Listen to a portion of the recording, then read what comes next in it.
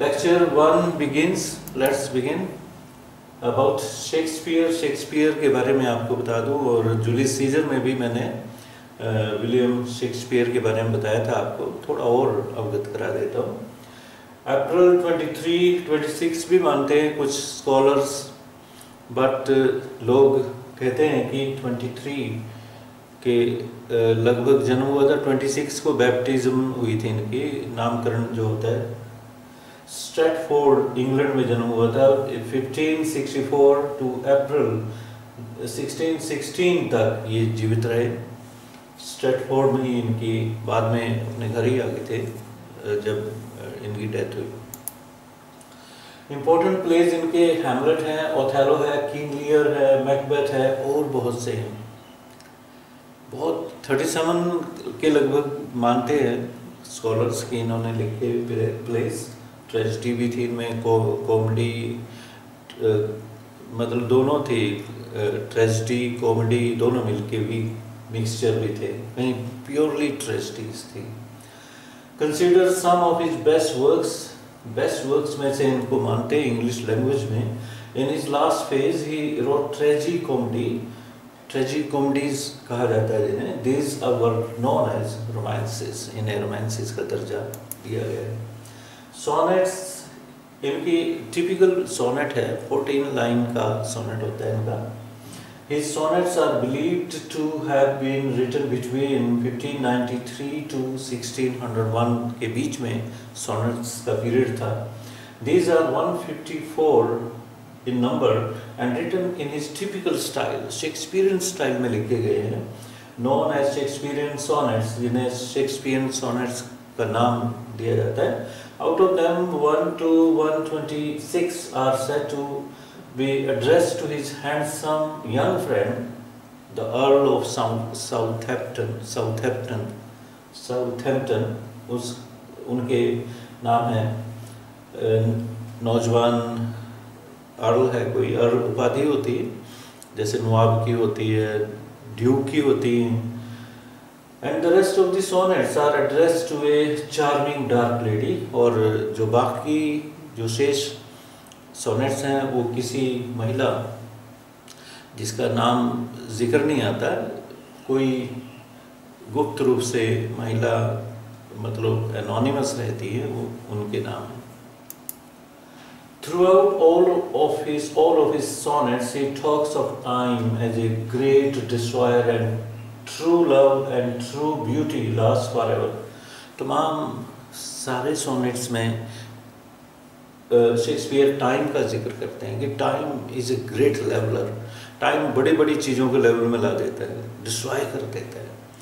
हर चीज़ time के दायरे में आती है, कुछ भी वक्त से नहीं बच पाता।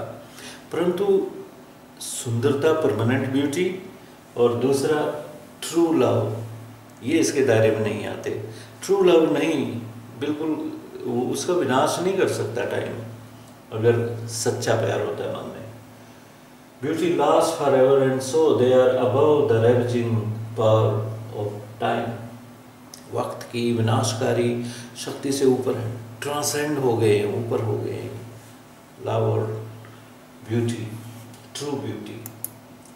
William Shakespeare is considered all time greatest dramatist of the world. दुनिया के महान ड्रामाटिस्ट हुए, उनमें से सबसे ऊपर सर्वोपरि नाम इनका है, पोल स्टार की तरह चमकता है। और ऑल टाइम आने वाले समय में भी लगता नहीं है कि कोई शेक्सपियर को सरपास कर सके, उनसे आगे निकल सके। All of his plays capture the whole range of human emotions. कमाल की बात यह है कि हर तरह का इमोशन कैप्चर किया है अपने प्लेज में उन्होंने। विलन, खतरनाक से खतरनाक विलन दिखाया है, और प्यार करने वाले दिखाए हैं। एक फादर का कैरेक्टर दिखाया, एक बेटी का कैरेक्टर दिखाया, कि ह्यूमन इमोशंस की कितनी बड़ी रेंज है, वो सारी इसके प्लेज में मिलती है। और चरित्र चित्रण जो किया है शेक्सपियर ने, जीते जागते करैक्टर्स हमें, ओथेलो है तो ओथेलो दिखता है आज भी, किंग लियर दिखता है, मैकबेथ दिखता है कहता हुआ life is a tale told by an idiot signifying nothing. Last में सोलिलोकी होती है मैकबेथ की। लेडी मैकबेथ दिखती है, बिल्कुल हर करेक्टर सजीव है, लाइफ लाइक है, and there conflict with thoughts, और वो जो द्वंद्व चलता है विचारों का, ये काम करें या ना करें।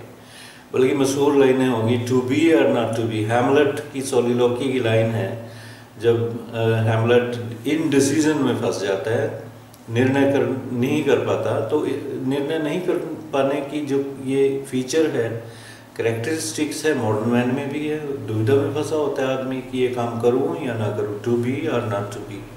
तो मशहूर लाइन बन चुकी है, कोटेबल कोट बन चुकी है वो। All of his plays captured the whole range of human emotions and their conflict with thoughts. Emotions का thoughts के साथ एकदम टकराव प्लेज में, शेक्सपियर के प्लेज में मिलता है। यहाँ से उफान आता है, यहाँ से कंट्रोल चलता है कि नो ये काम गलत है, वो द्वंद्व चलता है। और साइकोलॉजिकल प्लेज तो बाद में आए, नावल साइकोलॉजिकल बाद में आए। वर्जीनिया वुल्फ वगैरह के नाम सुने होंगे आपने, और जेम्स जॉयस का नाम सुना होगा, स्ट्रीम ऑफ कॉन्शियसनेस के बारे में आपने सुना होगा। ये तो 20वीं सेंचुरी की देन है। और जबकि शेक्सपियर के प्लेज में ये साइकोलॉजी में जो द्वंद्व चलता है इंसान के मनोविज्ञान में, वो पहले से ही है।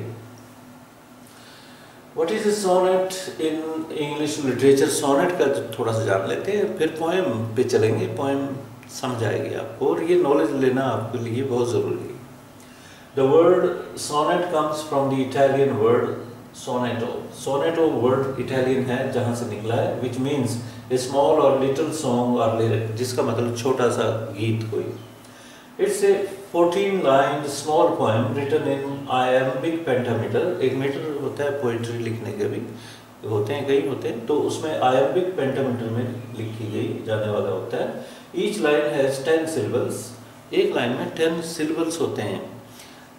साउंड की स्मॉलेस्ट यूनिट को सिलेबल बोलते हैं, राइट? तो उसमें लिखी हुई है। But generally sonnets have different categories based on the rhyme scheme they follow. तो राइम स्कीम अलग अलग फॉलो करते हैं पोइट्स, तो इसलिए कैटेगरी डिफरेंट बन जाती है। कई डिफरेंट कैटेगरीज में सोनेट लिखे जाते हैं। शेक्सपियर का अलग अंदाज है। टेक्स्ट पढ़ते हैं, फिर आगे पॉइंट पे बढ़ते हैं। Not marble nor the gilded monuments of princes shall outlive this powerful rhyme, but you shall shine more bright in these contents than unswept stone besmeared with sluttish time. तो आप देख रहे हैं प्रिंसेस के statues. Word meaning, gilded means covered with golden plate या gold plate, gold की या gold जैसी प्लेट से cover. Outlive means live longer. Contents means versus, subject matter, जो पोएम की विषय वस्तु है, वर्सेस हैं, लाइनें हैं। बीस्मीयर्ड मीन्स मेड डर्टी, गंदा कर देना, जैसे कीचड़ से या किसी भी चीज़ से। स्लाटिस होता है फेथलेस, चेंजेबल, जो बदलता रहे करेक्टर जिसका, जो टिके ना रहे।